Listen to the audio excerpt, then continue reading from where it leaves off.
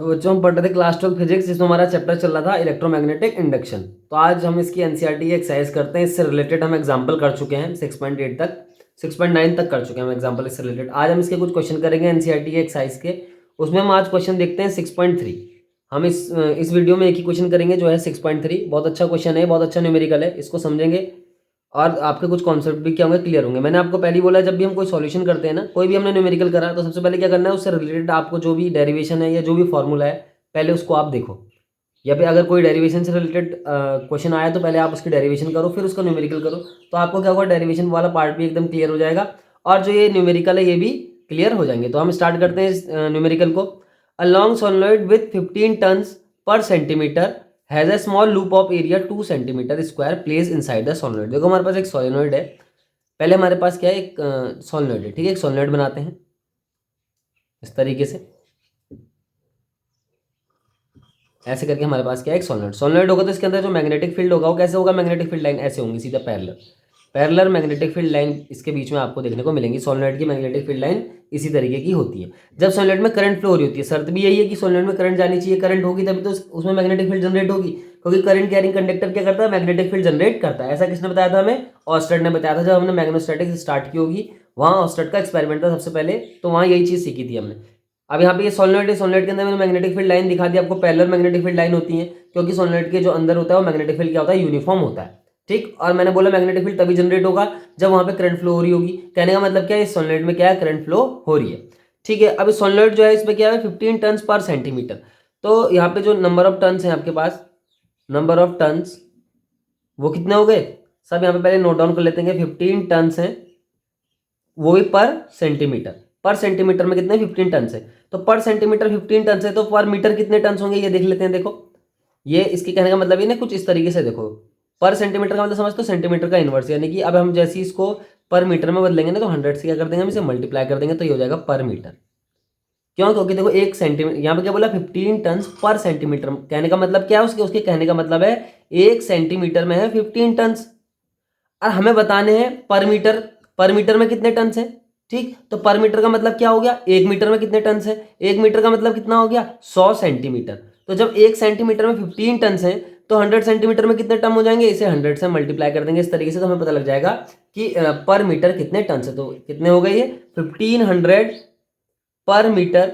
ये निकाल दिया हमने number of turns of the solenoid, और इसको हम स्मॉल एन से डिनोट करते हैं। अगर आपने इसकी सोलेनॉइड वाली डेरिवेशन पढ़ी होगी कि जो स्मॉल एन है उसको हम क्या बोलते हैं, the number of turns per unit length, है ना। तो पर यूनिट मीटर हमने यहाँ पे निकालना है, क्योंकि हम एसआई सिस्टम में क्या करते हैं, मेनली न्यूमेरिकल को सॉल्व करते हैं, ठीक है। तो ये हो गया, हमने नंबर ऑफ टर्न्स निकाल दी, स्मॉल एन की वैल्यू निकाल दी।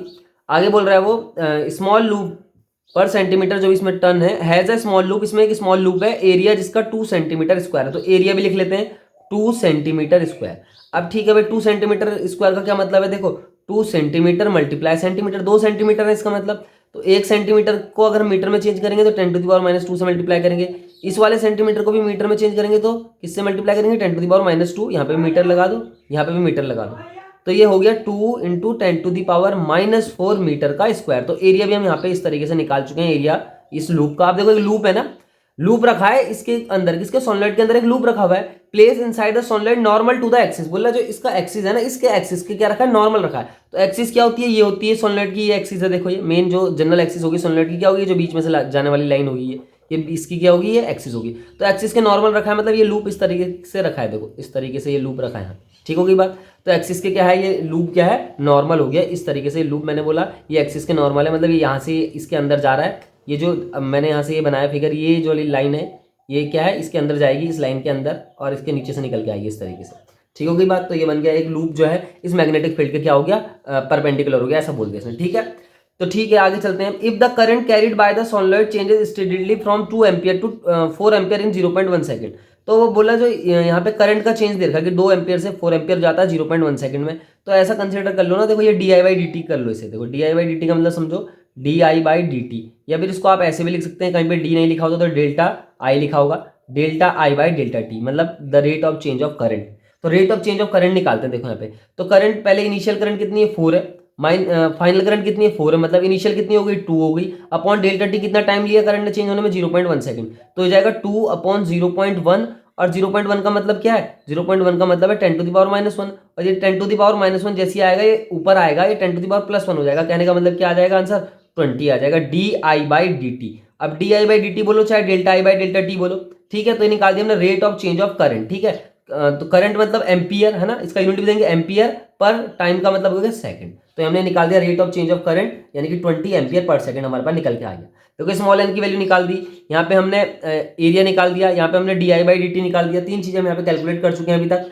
अब बोला what is the induced EMF if the current is changing, तो करंट तो चेंज हो गया, करंट चेंज होने का तो हमने यहाँ पे कॉन्सेप्ट लिख दिया, ठीक। अब बोला कि what is the induced EMF, आपको क्या करना है, यहाँ पे ईएमएफ कैलकुलेट करना है कि ईएमएफ कितना होगा। तो ईएमएफ का एक फॉर्मूला आपको याद दिलाता हूँ, देखो ईएमएफ कितना होता है, ईएमएफ बराबर होता है आपका माइनस d∅/dt, ये ईएमएफ है। फाइव भी नहीं, इसे क्या बोल सकते हैं, 5b बोल सकते हो आप, यानी कि 5b मतलब मैग्नेटिक फ्लक्स। तो ये हो गया चेंज ऑफ मैग्नेटिक फ्लक्स, ये हो गया टाइम टेकन, ठीक। अब इसको हम किस तरीके से करेंगे, देखो माइनस माइनस को ऐसे ही रहने दो, ठीक। तो d/dt, अरे 5b की जगह आप रखो, देखो 5 का मतलब क्या होगा, मैग्नेटिक फ्लक्स, मैग्नेटिक फ्लक्स का फॉर्मूला क्या होता है, BA cos थीटा। अब ये थीटा क्या होता है, इस थीटा को भी याद कर लेते हैं जरा, ठीक। अब ये थीटा है जो होता है, थीटा होता है angle between magnetic field line and area vector, यही तो क्या इसका मतलब, मैग्नेटिक फील्ड लाइन और एरिया वेक्टर के बीच का एंगल। अब देखो मैग्नेटिक फील्ड लाइन जो है वो ये जा रही है इस तरीके से, ठीक। और जो ये आपके पास लूप रखा हुआ है ना, लूप जो है इस एक्सिस के नॉर्मल रखा हुआ है, तो इसका जो एरिया वेक्टर होगा ना वो भी इसी डायरेक्शन में इस तरीके से जाएगा। ध्यान रखना है इस चीज का आपको, जो एरिया वेक्टर होता है वो क्या होता है, लूप के क्या होता है, परपेंडिकुलर होता है। ये लूप रखा हुआ है तो लूप किसके परपेंडिकुलर है, इस एक्सिस के परपेंडिकुलर है। उसने पहले बोला loop is perpendicular to the axis. तो जो आपके पास एरिया वेक्टर होता है वो भी क्या होता है, परपेंडिकुलर डायरेक्शन में होता है, तो इसकी एक्सिस के डायरेक्शन में क्या हो जाएगा, एरिया वेक्टर हो जाएगा इस तरीके से। अब मैग्नेटिक फील्ड लाइन भी आपको दिख रही है इस तरफ को है सारी डायरेक्टेड, तो बी और ए के बीच का एंगल कितना हो जाएगा, यहाँ पे 0 हो जाएगा। तो आपके पास इसके आगे का डेरिवेशन देखते हैं, इसके आगे का क्या होगा पहले इसमें, और फिर उसको हम क्या कर देंगे, सॉल्व करके छोड़ देंगे। तो अभी मैंने आपको समझाया कि एंगल किस तरीके से बनेगा। तो देखो हमारे पास जो फॉर्मूला बचा था वो ये लिखा मैंने ईएमएफ का d∅/dt, और 5b की जगह लिख दिया था मैंने BA cos थीटा, और थीटा मैंने बताया आपको एंगल किस किस के बीच का होता है, B एंड A के बीच का एंगल थीटा होता है। और जो ए होता है ना एरिया वेक्टर, हम एरिया वेक्टर की बात कर रहे हैं, एरिया वेक्टर क्या होगा, उस लूप के परपेंडिकुलर होगा, क्योंकि एरिया वेक्टर हमेशा आपको ध्यान रखना है लूप के परपेंडिकुलर होता है। जो भी हमारे पास सर्किट दे रखा होगा, चाहे लूप दिया हो चाहे रेक्टेंगुलर लूप दिया हो, है ना, तो उसके परपेंडिकुलर हमेशा क्या होगा, एरिया वेक्टर होगा। तो एरिया वेक्टर परपेंडिकुलर है लूप के, और उसने पहले बोला है लूप जो है वो परपेंडिकुलर है एक्सिस के। लूप किसके परपेंडिकुलर, एक्सिस के। गिवन है क्वेश्चन में कि लूप इस एक लूप है जो सोलेनॉइड के अंदर रखा हुआ है, वो सोलेनॉइड की एक्सिस के क्या है, परपेंडिकुलर है, सीधी सी बात। और जो एरिया वेक्टर होगा वो क्या होगा, वो लूप के परपेंडिकुलर होगा। तो लूप के परपेंडिकुलर तो एक्सिस है ना, तो इसका मतलब एरिया वेक्टर भी क्या है, एक्सिस के डायरेक्शन में। इट मींस थीटा क्या है यहाँ पे 0 हो गया इस तरीके से। तो आपके पास E इक्वल टू बच जाएगा -d/dt, और B ए ऐसी रहने दो, cos 0 की वैल्यू 1 हो गई, ठीक। अब B क्या है यहाँ पे, हम यहाँ पे सोलेनॉइड की बात करेंगे ना, तो सोलेनॉइड के अंदर मैग्नेटिक फील्ड कितना होता है, वो होता है μ0 Ni, और ये हो गया A इस तरीके से। तो E इक्वल टू आ गया माइनस, अब यहाँ पे देखो μ0 तो कांस्टेंट है, जो कांस्टेंट चीजें होती हैं क्या होती है, डिफरेंशिएशन साइन से भी बाहर आती हैं और इंटीग्रेशन साइन से भी क्या आती हैं, बाहर आती हैं। तो ये μ0 बाहर, n बाहर, एरिया बाहर, तो अंदर क्या बचेगा, di/dt। तो μ0 की वैल्यू आप हमें पुट कर दो, देखो माइनस यहाँ पे लगाने की जरूरत नहीं है, देखो माइनस ई तो हमेशा माइनस में आएगा ईएमएफ, ये तो सीधी सी बात है, क्योंकि जो लेंज का लॉ है, लेंज का लॉ क्या बोलता है कि जो ईएमएफ जनरेट होती है, लेंज के लॉ को अगर आप याद करेंगे इस चैप्टर में, वो था जो ईएमएफ जनरेट होती है वो मैग्नेटिक फ्लक्स में होने वाले चेंज का क्या करती रहती है, अपोज करती रहती है। इसलिए ईएमएफ की वैल्यू क्या आती है, नेगेटिव आती है। अगर आप इसका मैग्नीट्यूड फॉर्म लिखेंगे ईएमएफ का, तो आप उसको लास्ट में प्लस में भी लिख सकते हैं, उसमें कोई प्रॉब्लम नहीं है। तो μ0 ठीक हो गया, μ0 की वैल्यू रख देंगे 4π × 10⁻⁻7। एन की वैल्यू मैंने आपको बताया क्या होता है, number of turns per unit length, और हमने पर मीटर निकालना है क्योंकि ऐसा सिस्टम में हमने सवाल सॉल्व करना है। तो इसकी वैल्यू हमने निकाली थी 1500 इंटू एरिया की वैल्यू निकाली हमने 2 × 10⁻⁻4 मीटर स्क्वायर इंटू di/dt अभी कैलकुलेट करके आए हम पीछे से। तो di/dt की वैल्यू भी यहाँ पे रख देंगे आप, जो आएगी 20 निकल के, ठीक। अब ये सारी वैल्यू जब आप सॉल्व करेंगे, मल्टीप्लाई करेंगे, तो आपके पास क्या आएगा, 7.5 × 10⁻⁻6 वोल्ट इस तरीके से आपके पास निकल के आ जाएगा।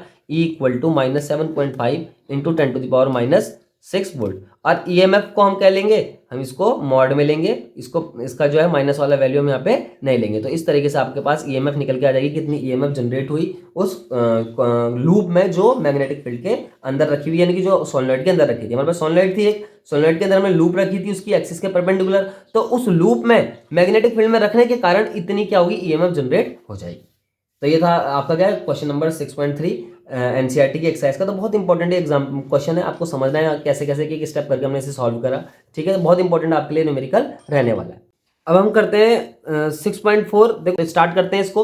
अ rectangular wire loop of sides 8 centimetre and 2 centimetre with a small cut is moving out of the region of uniform magnetic field of the magnitude 0.3 tesla directed normal to the loop. देखो हमारे पास magnetic field जो है ना वो loop के normal है, पहले तो ये समझ लो। तो एक रेक्टेंगुलर लूप ले लो, तो देखो इस तरीके से एक रेक्टेंगुलर लूप ले लेते हैं। देखो कैसा भी आप फिगर बना सकते हैं, थोड़ा सा यहाँ पे ज्यादा तिरछा हो गया पर कोई नहीं, देखो इस तरीके से आप रेक्टेंगुलर लूप बनाओ, है ना, सही ना बने तो। अब इसके नॉर्मल क्या है, मैग्नेटिक फील्ड लाइन है, देखो इस तरीके से मैग्नेटिक फील्ड लाइन क्या है, इसके नॉर्मल इस तरीके से डायरेक्टेड होंगे, है ना। अगर कुछ गलती हो रही है तो आप चित्र को थोड़ा सा और सही करके बना सकते हैं। ऐसे मैग्नेटिक फील्ड लाइन क्या है, इसके इस तरीके से परपेंडिकुलर निकल के जा रही है, किसके, लूप के परपेंडिकुलर है। ठीक है, तो ये लूप के जो आपके पास रेक्टेंगुलर लूप है इसके परपेंडिकुलर ये मैग्नेटिक फील्ड लाइन ऐसे क्रॉस हो रही है। अब आपको करना क्या है, यहाँ पे आगे देखते हैं, जो मैग्नेटिक फील्ड है ना ये बी, इस मैग्नेटिक फील्ड का वैल्यू भी दे रखा है। पहले सॉल्यूशन स्टार्ट करते हैं। मैग्नेटिक फील्ड का वैल्यू दे रखा है हमारे पास 0.3 टेस्ला। तो मैग्नेटिक फील्ड की वैल्यू हमने लिख दी। अब बोला रेक्टेंगुलर वायर है ना, इसकी साइड है 8 सेंटीमीटर की और 2 सेंटीमीटर की।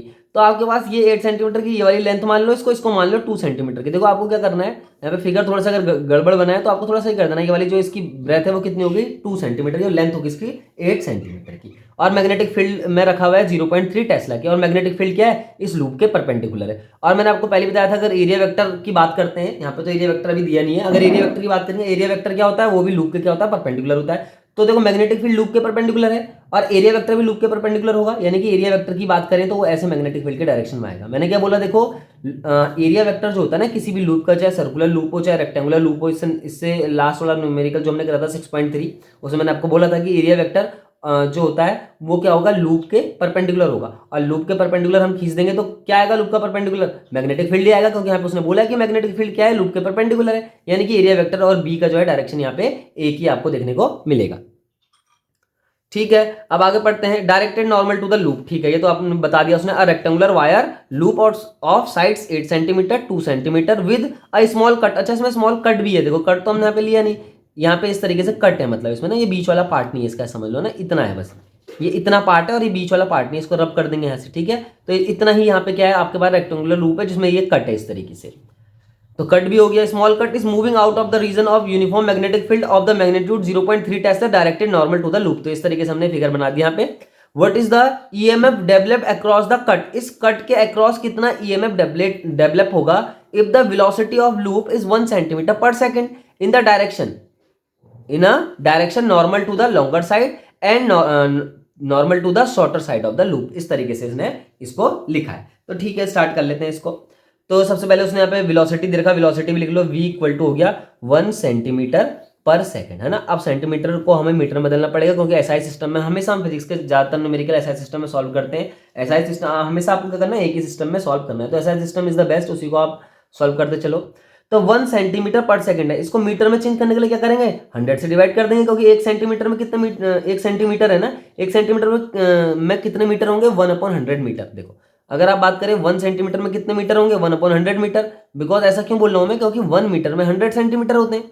ठीक होगी बात। तो 1 मीटर में 100 सेंटीमीटर, जब भी आप क्या करते हैं, सेंटीमीटर एक छोटी क्वांटिटी हो गई ना, छोटा मेजरमेंट हो गया, और मीटर हो गया थोड़ा बड़ा मेजरमेंट। तो जब भी छोटे मेजरमेंट को हम बड़े मेजरमेंट में बदलते हैं, मतलब जब सेंटीमीटर को हमने मीटर में बदला तो हम हमेशा डिवाइड ही करेंगे। इस चीज का आपको ध्यान रखना है। सेंटीमीटर छोटा मेजरमेंट है, मीटर बड़ा मेजरमेंट है, तो छोटे मेजरमेंट को जब भी बड़े मेजरमेंट में चेंज करते हैं तो हमेशा डिवाइड करते हैं। अब उनका इक्विवेलेंस, उनकी न्यूमेरिकल वैल्यू देखते हैं, न्यूमेरिकल वैल्यू में कैसे इक्विवेलेंट है। तो 1 मीटर में 100 सेंटीमीटर, इसलिए यहाँ पे 100 से डिवाइड हो जाएगा। तो आपके पास आएगा v इक्वल टू 10⁻⁻2 मीटर पर सेकंड। ये आपके पास क्या हो गई, स्पीड हो गई उस रेक्टेंगुलर लूप की, और ये रेक्टेंगुलर लूप मैग्नेटिक फील्ड के बाहर जा रहा है। सबसे पहले उसने क्या बोला, जो ये बाहर जा रहा है, देखो जो आपके पास लूप है ना मैग्नेटिक फील्ड के बाहर आपको मूवमेंट कर रहा है with the speed of 1 centimetre per second in the direction normal to the longer side.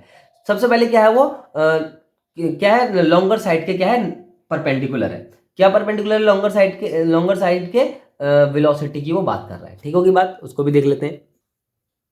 ठीक है, तो इसको देखते हैं। इसने यहाँ पे क्या बोला, क्या है, सबसे पहले कि लॉन्गर साइड के परपेंडिकुलर लेना है हमें। तो एक फिगर और बना के देखते हैं हम, एक रेक्टेंगुलर लूप दोबारा बना दो, थोड़ा सा सही करके बना देते हैं ना। इस तरीके से रेक्टेंगुलर लूप बना दिया मैंने। अब हम मैग्नेटिक फील्ड इसके परपेंडिकुलर यहाँ से पास आउट करते हैं, ऐसे इस तरीके से magnetic field line perpendicular pass out करनी है इससे। तो इस तरीके से आपकी क्या होगी, मैग्नेटिक फील्ड लाइन भी इससे क्या हो जाएंगी, पास आउट हो जाएंगी। ये मैग्नेटिक फील्ड लाइन है, ध्यान रखना है, ठीक। अब उसने सबसे पहले वाला जो ऑप्शन था ना, उसने बोला था जो वेलोसिटी है ना वो 1 सेंटीमीटर पर सेकंड तो है उस लूप की, लेकिन क्या है वो नॉर्मल है लॉन्गर साइड के, यानी कि वेलोसिटी का पहले डायरेक्शन देखो। वेलोसिटी का मतलब क्या हो गया, देखो लूप किस तरफ को मूवमेंट करेगा वो उसकी वेलोसिटी का डायरेक्शन होगा। अब लूप क्या मूवमेंट कर रहा है, मैग्नेटिक फील्ड के बाहर को, यानी कि लूप क्या है इस तरफ को मूवमेंट कर रहा है, इस तरफ को, तो वेलोसिटी का डायरेक्शन भी क्या हो जाएगा, इस तरफ को हो जाएगा। वेलोसिटी क्या है, लॉन्गर साइड के परपेंडिकुलर है, ऐसा उसने फर्स्ट केस में बोला है। तो लॉन्गर साइड मतलब इसको हम लॉन्गर साइड यहाँ पे ले लेंगे, तो 8 सेंटीमीटर वाली साइड जो होगी ये वाली हो जाएगी आपकी बात, ठीक है। 8 सेंटीमीटर वाली साइड क्या होगी, ये वाली हो जाएगी। आपको ध्यान रखना है जो कट है ना, देखो यहाँ पे क्या बोला उसने, विद अ स्मॉल कट है ना, कट भी है, तो कट आप यहीं पे ले लो लॉन्गर वाली साइड में, आप यहाँ पे कट ले लो इस तरीके से, तो कट यहाँ पे ले लो, ठीक है। लॉन्गर वाली साइड में ले लेना कट, कोई प्रॉब्लम नहीं है। तो लॉन्गर वाली साइड में हमने क्या ले लिया, यहाँ पे कट ले लिया, तो ठीक है। यहाँ पे ये अब बोला है इसने बी, देखो वी दे दिया और वी 8 सेंटीमीटर वाली साइड के परपेंडिकुलर भी हो गया। अब आपको क्या करना है यहाँ पे, अब आपको कैलकुलेट करना है यहाँ पे सबसे पहले हाँ ईएमएफ यहाँ पे क्या करना है, कैलकुलेट करना है। उसने बोला था what is the EMF at develop. तो ईएमएफ जब भी डेवलप करेंगे तो यहाँ पे क्या हो रहा है, देखो मोशन हो रहा है, रेक्टेंगुलर लूप का मोशन हो रहा है, तो यहाँ पे मोशनल ईएमएफ वाला जो फॉर्मूला था, जो मोशनल ईएमएफ वाली हमने डेरिवेशन पढ़ी थी, वहां से उस फॉर्मूले को हम अप्लाई करेंगे तो वो था बी वी एल, इस तरीके से मोशनल ईएमएफ की वैल्यू निकल के आई थी। तो बी आपको दिख रहा है यहाँ पे मैग्नेटिक फील्ड कितना है, वी भी दिख रहा होगा, एल भी दिख रहा होगा, तो सारी वैल्यू यहाँ पे आप रख दो तो आपका जो है ईएमएफ यहाँ पे निकल के आ जाएगा अक्रॉस द कट। तो बी की वैल्यू आपके पास है 0.3 इंटू वी, वेलोसिटी मैंने यहाँ पे मीटर पर सेकंड में चेंज कर दी पहले ही। अब लेंथ की बात करेंगे तो लेंथ क्या है, देखो सबसे पहले वाले केस में क्या है, लॉन्गर साइड लेनी है ना हमने, क्योंकि लॉन्गर साइड वेलोसिटी के परपेंडिकुलर है, तो लॉन्गर साइड वाली लेंथ रखेंगे, तो लॉन्गर साइड की लेंथ हो जाएगी यहाँ पे इस तरीके से 8, ठीक है ना। लॉन्गर साइड वाली लेंथ रखेंगे क्योंकि लॉन्गर साइड के परपेंडिकुलर है वेलोसिटी फर्स्ट वाले केस में। तो इनको मल्टीप्लाई कर देंगे तो हो जाएगा 2.4 इंटू 10⁻⁻2 और ईएमएफ है तो इस तरीके से इसको वोल्ट लिख देंगे। तो ईएमएफ की वैल्यू हमने यहाँ पे इतनी कैलकुलेट कर दी फर्स्ट वाले केस में, ए वाले केस के लिए इस तरीके से कैलकुलेट हो जाएगी। अब बात करते हैं बी वाले केस की। बी वाला केस मतलब ये वाला, देखो ये वाला केस हो गया। अब ये वाली साइड जो है ना, उसने बोला है कि जो वेलोसिटी है वो क्या है, परपेंडिकुलर है, नॉर्मल है टू द शॉर्टर साइड, तो ये वाली शॉर्टर साइड है और ये वेलोसिटी का डायरेक्शन है, वेलोसिटी का डायरेक्शन भी यही होगा, सीधी सी बात है, क्योंकि वो बाहर कोई मूवमेंट कर रहा है रेक्टेंगुलर लूप, तो वेलोसिटी का डायरेक्शन शॉर्टर साइड के परपेंडिकुलर। यानी कि जब आप यहाँ पे कैलकुलेट करेंगे ना ईएमएफ किसके लिए, नेक्स्ट वाले केस के लिए जो बी वाला केस है, तो आपको ये फॉर्मूला तो ये लगाना है बी वी एल। तो बी की जगह आप 0.3 रखेंगे, v की जगह आप उतना ही रखेंगे 10⁻⁻2 और इंटू एल की बात आ गई तो अब की बार एल की लगे रख देंगे आप 2, तो आपका आ जाएगा 0.6 इंटू 10⁻⁻2 या फिर ऐसे भी लिख सकते हो 6 इंटू 10⁻³ वोल्ट। ये क्या हो गया, ईएमएफ निकल के आ गया बी वाले केस में।